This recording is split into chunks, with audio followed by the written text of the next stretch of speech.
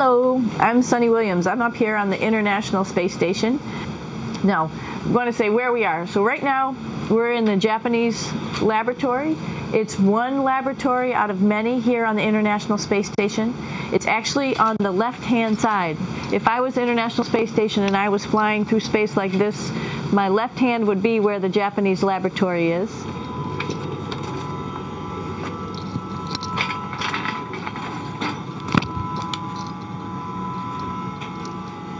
So now again, we're on the right-hand side, all the way on the right of the International Space Station. This is Columbus, the European module. It has science experiments all over. You could see it looks a little bit crowded. And here we do a lot of our medical experiments. So this is Node 2. This is a really cool module. Of course, most of these modules you'll see they have 4 sides and they're put together. That way we could sort of work on a flat plane, either a wall, a floor, another wall, or the ceiling. But you know, again, all you have to do is turn yourself and your reference changes. The reason I'm bringing that up is because this is where 4 out of 6 of us sleep. And so people always ask about sleeping in space. Do you lie down? Are you in a bed? Not really, because it doesn't matter. You don't really have the sensation of lying down. You just sit in your sleeping bag. So here's one sleep station right here. I'm going in right now. You can follow me if you want. So I'm inside. It's sort of like a little phone booth, but it's pretty comfy. I've got a sleeping bag right here that we sleep in, so we don't have sort of like a little bit of a cover. We don't fly all over the place. But you know, you can sleep in any orientation. I have it feeling like I'm standing up right now, but like you saw, I'm on the floor. But it doesn't matter if I turn over and I sleep upside down. I don't have any sensation in my head that tells me that I'm upside down, so it really doesn't matter. The sleep station is also like a little office. We've got a computer in here. As you can see, we've got a couple little toys. I've got some books. I've got some clothes and other things that make it sort of like home. I'm coming out. And just for reference, that's one sleep station. This one's another. Right here. There's one on the ceiling, if you want to call it. Right here. And then there's a 4th on the other wall over here. So all of us sleep in a little bit of a circle. All right, come on back. There's more to show you.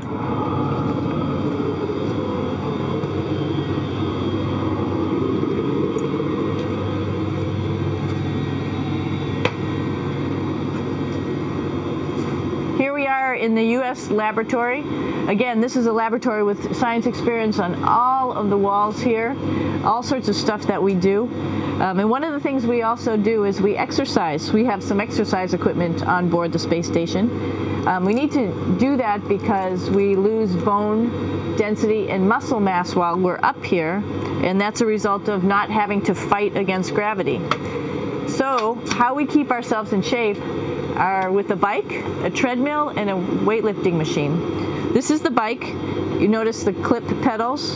So all you need to do is actually clip your feet in, and then you can start pedaling. You don't need a seat because you don't sit down. Actually, I haven't sat down for 6 months now, so you don't need any type of seat. Just make sure you're held in with your pedals. You probably see that the bike bounces around a little bit. As I move it, it's not steady and held to the wall firmly. And the reason for that is the space station is pretty big. You saw that there's also solar arrays on the space station. If we start putting any forces into the space station, it's going to make those solar arrays bounce around a little bit. So to prevent that, the machines bounce around a little bit, move around a little bit. And that way we don't put any forces onto the structure of the spacecraft out to the solar arrays. All right, a little farther on. Come on.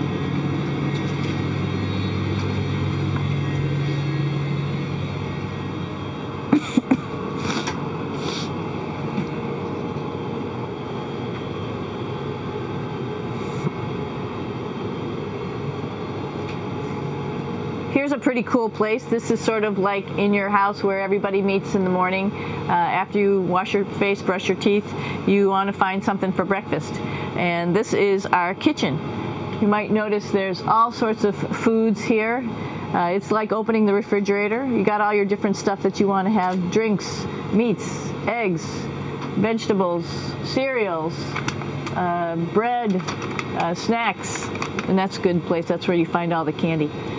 Side dishes, and then some little power bars just in case. So we have all this type of food. Some of it is dehydrated, and so we have to hydrate it, fill it up with water. Some of it is already made, and then all we have to do is heat it up. So something like this, I'm pulling out barbecued beef brisket. Pretty yummy. Not only is this food made in the US, but we also have food here from Japan. We've got Russian food. As you can see, all these red containers are filled with food that's from Russia. And then we get some of our specialty stuff, some things that we like, some of our favorite stuff that your family can send up. In fact, I like fluffernutters, and so I got sent up some fluff so I could make my fluffernutter with peanut butter. So you have a lot of food up here, no problems.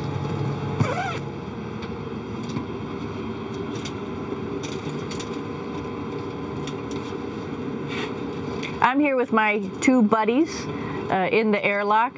Actually, these are two spacesuits that are ready, primed up to go outside, as we call it, to go do a spacewalk in case we have to do anything outside. Some of the things we do outside are just like inside, repairs. We have a lot of electrical boxes and machinery and solar arrays, in fact, that I talked about earlier, that are outside, and sometimes they don't work quite right. Remember, space is really cold and really hot, and it's also the vacuum of space with no pressure, and so some of the equipment doesn't work well all the time. So we might have to go out and do a spacewalk. Right behind me is actually the hatch that you go out into space, and right now we have it filled up with a couple other spacesuits because we've got 4 of them up here and some of our tools. But right behind here is the hatch in which you actually go right outside into the vacuum of space. The spacesuit is pretty big, as you can see. It's like being a football player. Part of the reason it's so big and bulky is because of this backside, this backpack. It's like going on a hike with a backpack, but the backpack and the suit weighs about 300 pounds. Luckily in space, nothing really weighs anything, so you don't feel that it's so heavy. But we need to have such a big suit because that guy back there is essentially the heart of the spacecraft. I call this actually a spacecraft. It has all the oxygen for you. It has all the carbon dioxide removal system for you. It also has a heating and cooling system to make sure to regulate our body temperatures while we're outside. It also has a computer, so it tells you on a display here if there's anything that's going wrong with the suit, if we're running out of oxygen, if we have too much carbon dioxide, or any type of electrical problem. So it's a pretty awesome little spacecraft, and actually got to go out, use my little spacecraft a couple times, and it worked like a charm. Lucky that it works very nice. You might want to see what the helmet looks like. It's pretty cool too. We don't usually go out like this, so you usually can see when the helmet's open. So you can see what it looks like inside. Somebody's little head would be inside of here. So you can see, you can turn your head all the way around while you're inside of there, but the helmet stays still. So that's determines how far you could see. And it's usually pretty sunny out there, so we have to wear our sunglasses, and this is our sunglasses right here, which make you look pretty cool.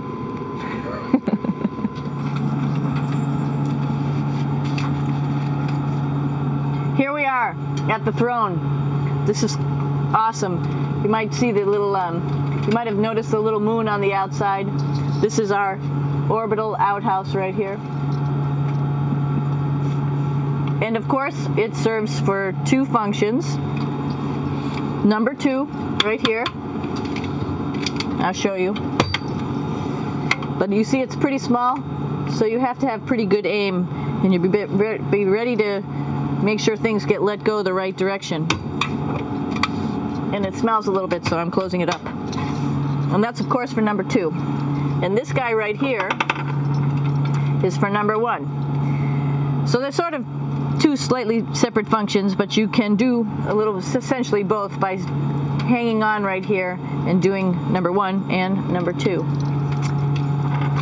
I might add it's color coded so you really don't get it mixed up, which is nice. This is yellows for number 1. And also there's a selection of paper. People always ask about toilet paper. What do you do with toilet paper? What kind of toilet paper do you have? We have gloves just because sometimes it does get messy. We have some Russian wipes, which are a little bit coarse if you like the coarse type of toilet paper. We have some nice tissues, which are nice and soft if you like soft toilet paper. We have Huggies, just for any cleanup. You know, we were all babies once, and this sort of helps. And then if things get really out of control, we have disinfectant wipes, just to make sure we clean up here. Because, you know, just like the water I showed you, the number 1 stuff can sort of go all over the place if you don't aim correctly. And did I mention both of these have a little bit of suction, so they should keep things going in the right direction. But like I said, sometimes things get a little out of control if you are out of control yourself flying around. So we have lots of protective stuff. And of course, you do have your privacy. There's a little door, so other people know that you're in there. Now I'm going to take you to one of the coolest places on the space station.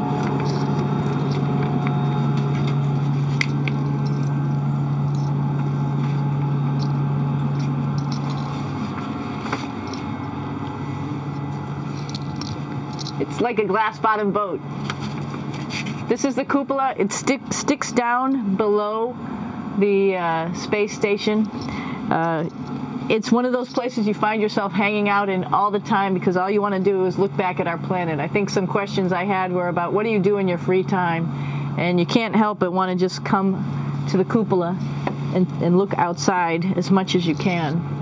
And a lot of folks, I play this game with myself about where we're flying over the Earth. Try to come in here and just guess.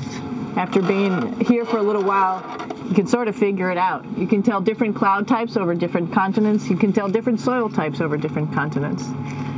So let's see. And then, of course, there's a lot of ocean. So usually we're over the ocean at first glance. I will tell you in just a moment where we are.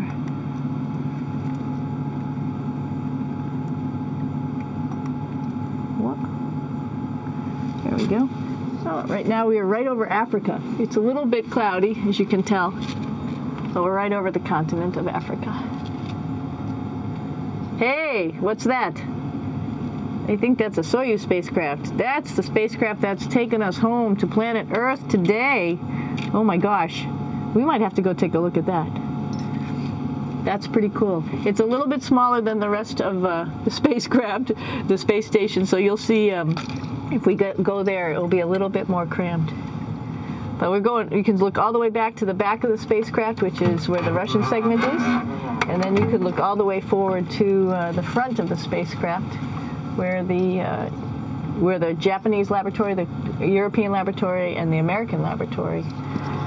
Hey, one thing I didn't show you, or I talked about but I didn't show you, was the exercise, another piece of exercise device. This is what we call the ARED. And with this, you can lift weights based on vacuum in these cylinders, just like you do at home at a gym. For example, if I wanted to do a squat, I could do it like this. Oops. I should need some weight on this thing. I'm not lifting with anything, so it's too easy. One of the cool things you could do things that you can't do at home. For example, single leg squats with just one leg, because the other leg, you won't fall over. So all sorts of stuff. You can also do bench press. We have a bench that we could add on here, so you can work on your beach muscles. All right. I showed you the Soyuz. Let's go check it out.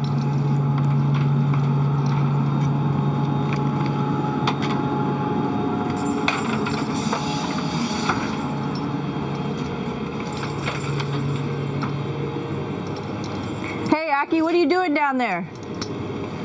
Crashing things. This is one of the cool things about space, too. It sort of looks like there's a big old hole here, but you don't even think twice about it. You could just jump over the hole, or if you want, you can go jump into the hole. I'm coming down. Woo!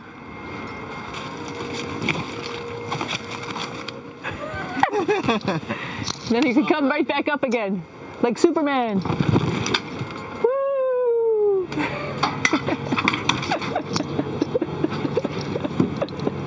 We're lucky we have a really cool big space station that you can fly around in. That's actually called the PMM. You might have saw it out the window. It's a big silver canister. What's really great about that is it's essentially our closet in our pantry or whatever you want to call it. We have extra food down there. We have extra clothes. We actually throw the trash out down there. So it's nice and organized, and we have all of our stuff that we need while we're working in all these other modules all stowed in this location down here. And it's a lot of fun to play in. Now that's a lot bigger than the Soyuz. Oh, one thing we need to show you is our patches here. While we've been up here, we've been Expedition 32 first, and then just recently we're leaving. We were Expedition 33. And there's all the crew members who are up here with us right now.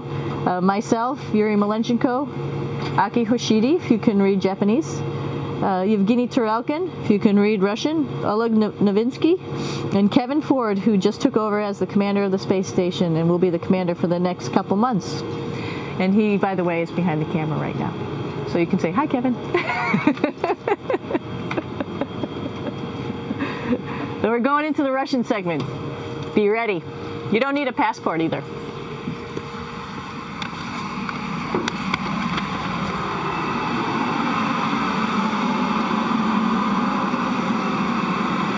It goes a lot farther back than this.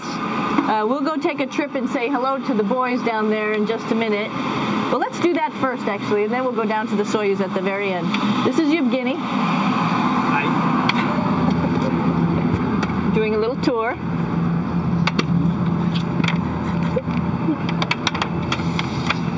This is the FGB, and what's cool about this module, it is actually the very first piece of the space station that came up in 1998. The space station has been around for about now manned for 12 years, but it's been up in space for about 14 years. And this was the very first. It is like the Russians' PMM. It has a lot of storage, as you can see.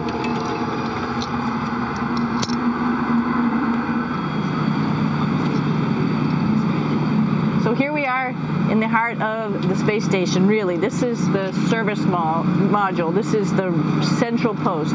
In case we had any problems, I know a couple of the questions were about what type of things do you have to worry about. And some of the things we have to worry about in space are fire.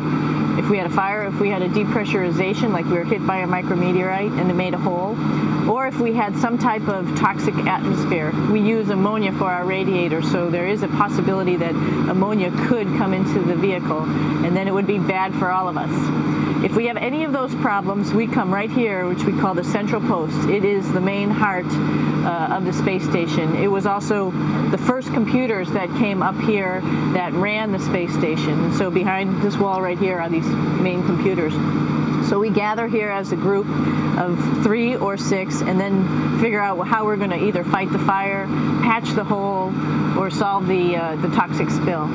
And what's cool about this module, of course, it's the central post. It also has great windows right down toward Earth. It has controls to fly in visiting spacecraft if they need some assistance right here. It has Russian computers as well as American computers to help us control anything we need to on the space station. There's a couple of our crewmates back there, Oleg Novinsky on the right and Yuri Malenchenko on the left. And there's also a second bathroom here, which is really cool because 6 of us going to one bathroom is really tough. And so there's one bathroom here and one bathroom on the other side where I showed you. And you can probably see on the wall behind Oleg and Yuri some of the heroes of the space program.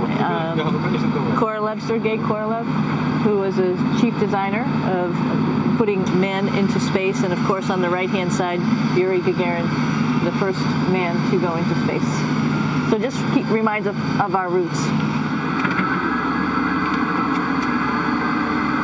I'm gonna stop here just for a quick second. You can see on the Russian spacecraft there's also other modules that stick out, down, and above. Right here is, let's see, I'm trying to be oriented. That's a place where we do spacewalks from for the Russian side. There's Russian spacesuits in here, and also a visiting vehicle which brought fruits and vegetables and becomes a trash container when we undock. Up on this side is also a future place where they're going to do spacewalks from, and connected to it is Kevin's, Oleg's, and Yevgeny's Soyuz spacecraft. And now let's go see ours. О, извините, No problem. это пробка.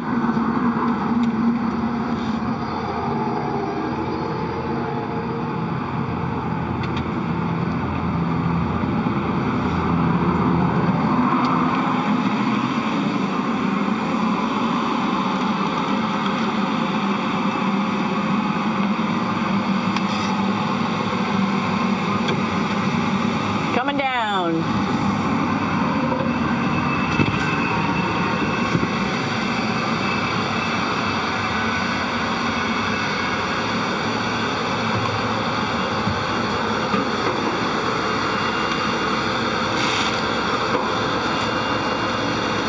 Tricky getting in here.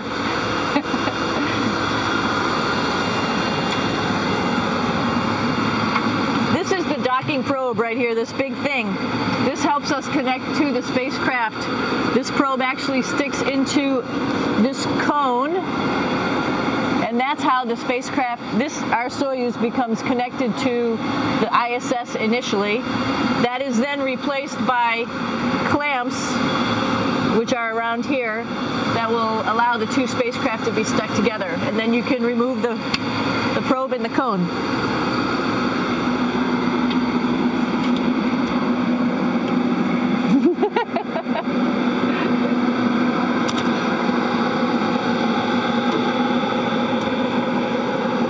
You okay? All right, so here we are in the Soyuz. This is what we call the BEO, the living compartment, Bitovoy Otsek in Russian. It also has a little bathroom. It's not as good as the other bathrooms, so we try not to use it too much. It has drinking water in it if we need something to drink. And then, of course, it's filled up with a lot of cargo for us bringing up and also bringing back down. It has a second purpose when it comes back to Earth. It serves as a garbage container. During the descent, we'll get rid of this area right here, and everything that's in it will just burn up as it's coming into the atmosphere, so that way we can get rid of a little bit of trash. But the main area where we were on launch and where we're going to be on descent is down here, because we're not part of the trash, so we're in a safe place. So we're in the descent module, SA. It's a little small, but you can get in.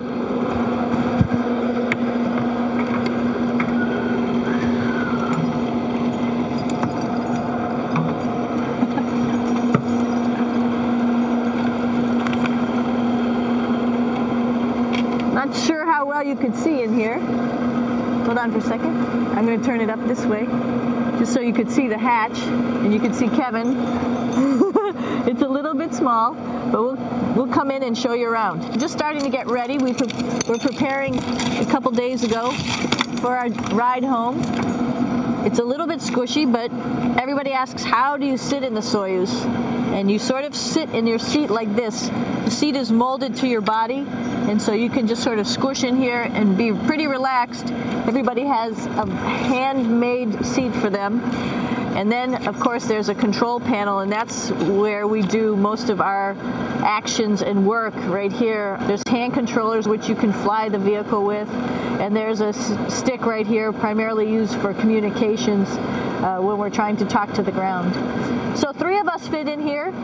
Like I said, it's a little squishy, but somehow it seems like we all managed to get in here and fit pretty well, and it's a pretty safe ride home. You're probably wondering, what's all this junk behind us? Well, it's all of our parachute, first of all, and then it's all of our survival gear, just in case we end up landing in some strange place on the planet and nobody's there to rescue us right away. We have all sorts of survival gear with us, keeping us safe in here. So they've pretty much thought of everything. And we'll be home on the planet within the next 12 hours. Pretty shocking.